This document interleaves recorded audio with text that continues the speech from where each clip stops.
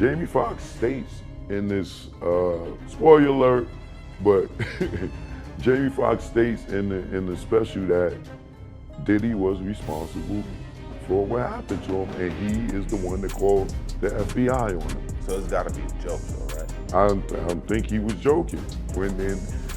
Y'all can determine was he joking or not. So Jamie Foxx is finally opening up about how Diddy tried to silence him for knowing too much. Apparently, the former music mogul tried to poison him and put him in the hospital.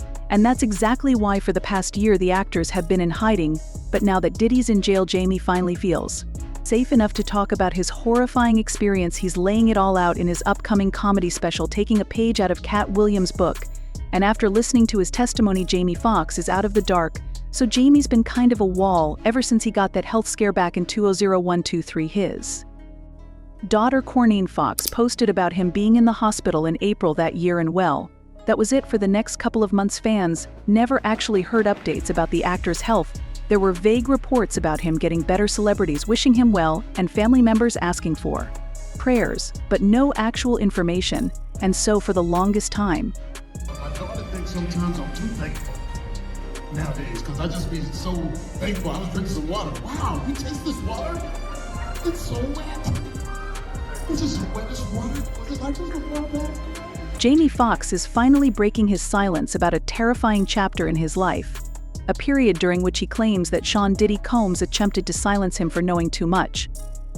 According to Foxx, the former music mogul took extreme measures to keep certain secrets hidden, going as far as to allegedly poison the actor, which led to a serious hospitalization.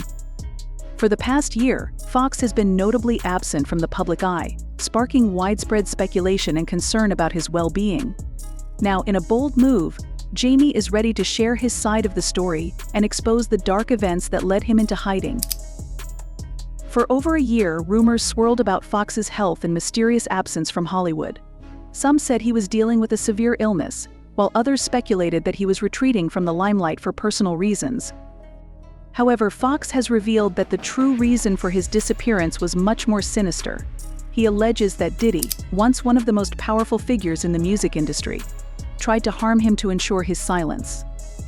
Foxx claims that his knowledge of Diddy's darker dealings made him a target, and Diddy, fearful of exposure, took drastic actions. According to Foxx, this horrifying ordeal left him deeply shaken. He spent months in recovery after allegedly being poisoned, an experience that not only affected him physically, but also took a significant emotional toll. Feeling unsafe and uncertain about who he could trust, Jamie went into hiding, cutting off communication with many of his friends and colleagues. The isolation was difficult, but he believed it was necessary for his survival. For Foxx, staying out of the public eye was the only way to protect himself from further harm. However, the tables have now turned. With Diddy facing serious legal troubles and currently behind bars, Jamie Foxx feels that the time is finally right to speak up. In his upcoming comedy special, Foxx plans to lay everything on the table, drawing inspiration from fellow comedian Cat Williams, who has been known to use his platform to expose controversial figures in the entertainment industry. Much like Williams, Foxx is choosing to blend humor with brutal truths, using comedy as a vehicle to address some of the darkest moments in his life. Foxx's decision to incorporate this revelation into a comedy special might seem unconventional to some, but it's a testament to his resilience and unique approach to storytelling. For years, Jamie has been celebrated not only for his acting and musical talents, but also for his comedic prowess. His ability to find humor in even the most difficult situations is part of what has made him so beloved by audiences worldwide. By sharing his story through comedy, Foxx is able to control the narrative and process his trauma in a way that feels true to him. In the special, Foxx will reportedly detail the events leading up to the alleged poisoning, the aftermath of his hospitalization, and the lengths he had to go to in order to protect himself. He's expected to reveal shocking details about his relationship with Diddy and the music industry's darker side, which could potentially shake Hollywood to its core. This kind of candid storytelling isn't new for Foxx, who has never shied away from tackling serious subjects in his work. However, the gravity of these accusations marks a significant shift in his career, as he steps into a more vulnerable and raw space than ever before. the news of Foxx's revelations has already sent shockwaves through the entertainment world. Fans and fellow celebrities alike are eagerly awaiting the release of his special, curious to hear the full scope of his story. Many are also expressing support for Foxx's bravery in coming forward, recognizing the risks he's taking by speaking out against such a powerful figure. In an industry where silence often reigns, Foxx's decision to use his platform to expose the truth is being hailed as a courageous act. As the release of Jamie Foxx's comedy special approaches, there's no doubt that it will spark widespread conversation and controversy. While Foxx has always been known for his ability to make people laugh, this time his humor will be interwoven with a dark and personal tale of survival. His story serves as a reminder that even in the glitzy world of Hollywood, there are often hidden dangers lurking beneath the surface. But for Foxx, this is not just about airing out dirty laundry, it's about reclaiming his voice and power after being silenced for too long. I think we're going to start seeing a lot more Jamie Foxx now that P. Diddy's been arrested. If you guys remember back in 2023, he just walked off a Netflix film complaining of a bad headache. He also left that Beat Shazam game show, and then nobody heard from him for weeks into months, and no one asked questions, and that's fine. They kind of painted it as everyone respecting his privacy. In December of 2023 is when the Diddy allegations and the lawsuits started to surface. All of this had been simmering and bubbling behind the scenes for months on end by the time this lawsuit was brought. Fast forward to July of 2024, Jamie Foxx is caught on video in a restaurant in LA telling people exactly what happened with his health scare, which just seems fishy to me because no one was talking about this. Yet he was the one to bring it up. It's almost like everyone that was involved or knew about it on his game show or the movie he was working on had, signed an NDA. This doesn't get talked about for over a year, and then he's okay with some random people putting it on video and releasing it. And no one's talked about this since either. It was like a PR move to buy time for him to slowly come back, I feel, when it looked like the charges were serious against Diddy. And it looks like there's truth to her statement since Jamie is getting back to work. He made his return to the stand-up comedy stage in Atlanta not long ago. He's also reportedly returning as host of the musical game show Beat Shazam that he had to drop out of due to his illness, and the timing just doesn't seem like a coincidence. Furthermore, these hypotheses are not only the product of conspiracy theorists. Choke is no joke. He practically confirmed the rumors as well. According to him, the two men ended up clashing after Jamie didn't put down the camera at one of Diddy's freak-off parties. Diddy had done that to him. He called Jamie filing allegedly, or whatever they told Jamie to chill. He didn't chill, and allegedly did he and security beat Jamie ass. And that's why Jamie was in the hospital, allegedly, right? But then there's the thing where they say they gave him some type of pill or something. Choke is no joke. I also had the opportunity to attend the shooting for Jamie's comedy special, and according to him, Jamie jokes about Diddy being behind his hospitalization during his routine. Now it could be a joke, but given Diddy's history of putting innocent people in the ground, there's a high chance Jamie's trying to subtly get the message out there without ruffling any feathers. Now more recently, Jamie has a special coming out on Netflix called What Had Really Happened. Wright added another layer of intrigue when she pointed out how Jamie's manager has been gone since he was hospitalized. Brian shouts out, "Bri, yeah, somebody please put him on a milk cart. No one's seen him since Jamie went to the music hospital. I hope Brian's okay." And so fans are wondering, was the manager in on it? Well, no one knows at the moment, but there's also a blind item going around that reads, a decade ago this A-list actor, comic singer, fired one of his friends who gave him some medicine. Funny how the same thing recently happened again. So does that mean he tried to take out Jamie twice? Did he fail? Well, he did talk about getting on the record executive's bad side one time during one of his routines. Jamie opened up about the time Diddy almost grabbed him by the collar for disrespecting his girlfriend. Puffy tried to roll up on me. It really wasn't him. I can't blame him. It was actually Jennifer that was mad at me, but he was just trying to come to her, honor or whatever. But I just do jokes. This is my job, and I was doing some jokes on Saturday Night Live about, Puppy and Jennifer, and she got mad. I saw at the Grammys, and she Was upset with me. Now you know I know Jennifer from In Living Color, you know she was the fly girl and everything like that. You saying we go back, you know what? I'm saying I remember before the JLO, you know, I remember when it was just hey ho, I'm serious, don't try to front on me. I'm like hey ho, I remember before the JLO it was hey ho, and she just was real upset with me, but I walked up to behind the stage at the Grammy, I'm say hey Jennifer. You know what's up, sure it's a light-hearted recount, but the fact that Diddy got so pressed about a joke speaks volumes about his violent tendencies, and if that's not enough proof, well, plenty of other people have accused Diddy of trying to take them out as well. The blood on Diddy's hands, the former music mogul, has no regard for life, and the indictment.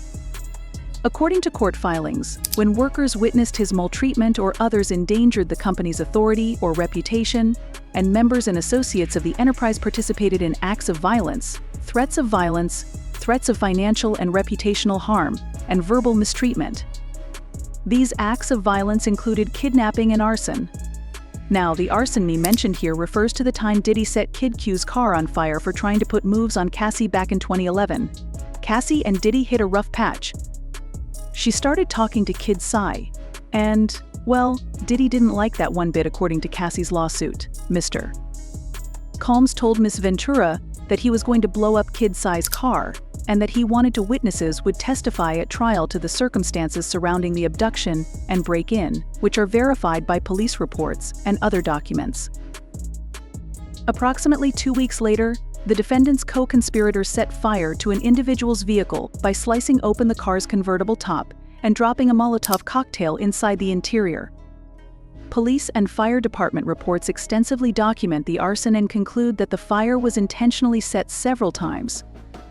Witnesses would also testify to the defendant bragging about his role in destroying individual one's car, and this is the stuff that Diddy's being investigated for. Over the years he's been accused of some seriously messed up stuff, like taking out Tupac, arranging Biggie's incident, taking out Kim Porter and her lover, putting a hit on Albie Shore, and so much more. And so between kidnapping people and setting cars on fire, attempting to murk someone seems right up Diddy's alley. But the real question is, what exactly did Jamie Foxx know? See, Diddy wouldn't have taken these drastic measures unless Jamie posed a serious threat to his empire, and well, it looks like he did. See, Jamie managed to get into Diddy's parties. After hovering around for years, in fact, he recorded them with his blessing, of course. However, fans are not exactly sure how that happened, since according to reports, Diddy was really paranoid about being recorded at the events for obvious reasons. Celebrity photographer Selma Fona, who attended 30 Diddy parties throughout her career, recounted an incident where Diddy almost had her head for carrying around a camera. According to her, Diddy was in a VIP area, and I saw there was a girl next to him that I had never seen before. I took pictures of him with the girl, and he told his bodyguard, "Go get her camera." The bodyguard approached and said, "Let me see the images." Diddy looked at the pictures, and I'm waiting, and he's pouring shots and having fun. He did eventually give me my camera back. He never asked me for my camera. I had been photographing the man for 20 years. It was scary, but he knew better now. In Jam's case, it wasn't just about him recording the events. A few years later, he decided to distance himself from the toddler, which would have been fine, except Jamie messed up real bad. He went around and started running his mouth about. And then I'll flip the camera this way. There's Demi Moore and some young dude. I don't know who dude is. So I said, Puff, who that? Oh, that's the young cat. I asked him, I said, cool. So I asked Demi Moore, I said, is it cool if I? She said, sure, whatever. It was probably a wild night. Sure. Recent claims suggest that Diddy's parties were not as wild and chaotic as many believe. While Diddy's extravagant gatherings have often been described as over-the-top affairs, with rumors of excessive indulgence and controversial behavior, some people who attended these events have offered a different perspective. They argue that while certain parties may have earned a reputation for their debauchery, not every gathering was a freak-off or fueled by scandalous activity. In fact, many of Diddy's parties were more focused on networking and celebration within the music and entertainment industry.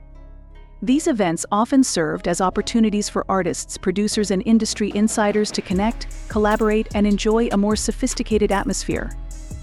According to these claims, some of Diddy's gatherings were filled with important discussions about business deals, creative projects, and upcoming collaborations. Rather than being defined by reckless behavior, these parties were more about bringing people together to celebrate success and push forward their careers. Diddy, being a savvy businessman, knew how to balance both sides of the party spectrum. While some of his events may have lived up to their wild reputation, others were more subdued and professional, creating an environment that welcomed influential figures in entertainment and business. These claims serve to highlight that the image of Diddy's parties may have been exaggerated over time, with only certain events standing out for their outrageousness, while many others were far more refined. Listen, in Miami, like there's Star Island, there's Hibiscus Island, there's Palm Island. You get invited to these things, these parties. Dude, 300 people are in line to try to get into these parties. But there's a big difference between getting into the island, getting into the house, and then going upstairs to the freak off. Yeah. I'm gonna stay outside. Yeah. So who knows what's going on upstairs in the basement with the cameras, what's going on. So according to some fans, the parties that Jamie was talking about were the tame parties that ended by 12 and only involved some drinking, music, and women. But that doesn't seem to be the case, since Jamie was shooting hoops back in the day with Diddy and other celebrities without any clothes on a TikToker named Crystal. Alana Bennett spilled the tea about the truth behind these Holly weird games on her account. Apparently, back in the day, she heard a rumor about Jamie hosting these weird basketball games where the players had to step on the court with their balls, if you get what we mean. And yes, there were only men at these games. Just what is Holly Weir's idea of fun?